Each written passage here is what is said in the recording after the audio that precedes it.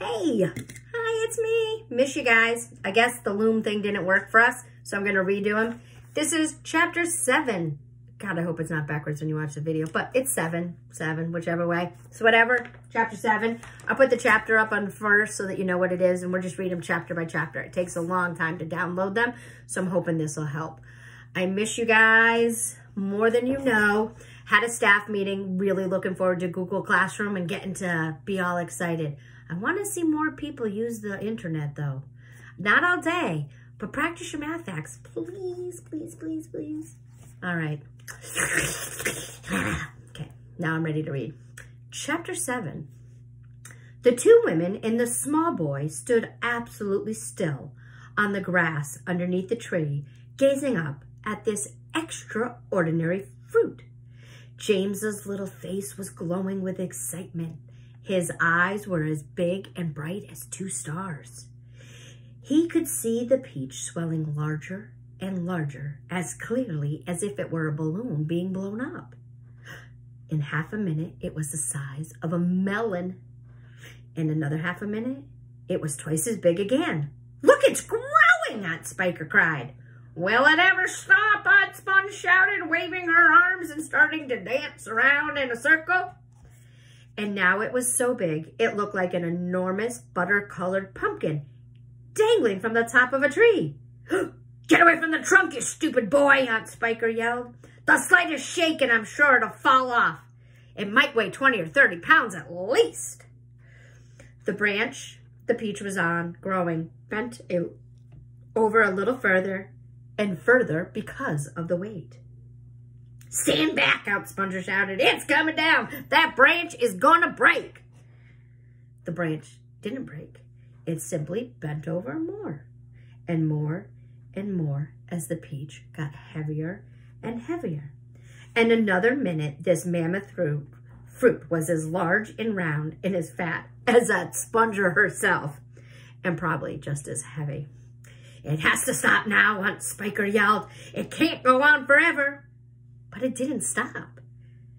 Soon, it was the size of a small car, and it reached halfway to the ground. Both aunts were now hopping around and around on the tree, clapping their hands and shouting all sort of silly things in their excitement. "Hallelujah!" Aunt Spiker shouted. "What a peach! What a peach!"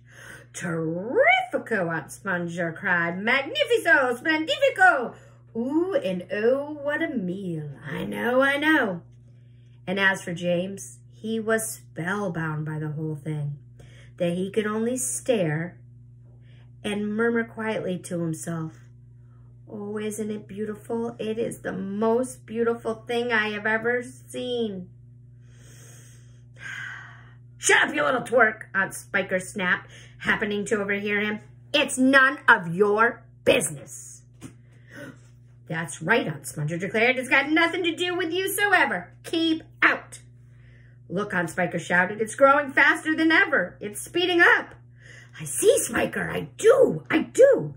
Bigger and bigger grew the peach, and bigger and bigger and bigger. Then at last, it had become nearly as tall as the tree that it was growing on, as tall and wide, as fact, as a small house, and the bottom part of it gently touched the ground.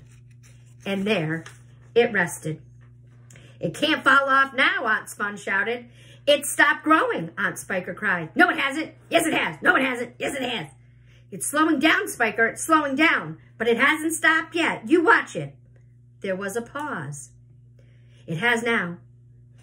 I believe you're right. Do you think it's safe to touch?" "I don't know. We'd better be careful."